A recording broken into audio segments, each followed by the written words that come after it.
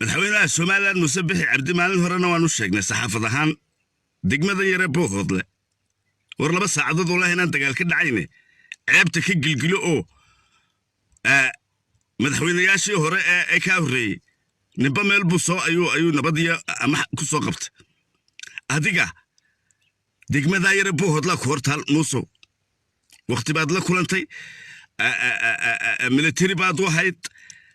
ما سعنيس أرنتني ما هل يقول بوفد يرو وحي يضيع الرصاص لا داعي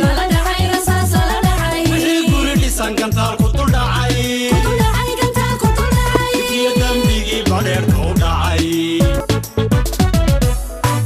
وحي يضيع الرصاص لا داعي رصاص لا داعي وحي يقول لسان كنتار كتل داعي كتل داعي كي دمبيجي بعدين كو داعي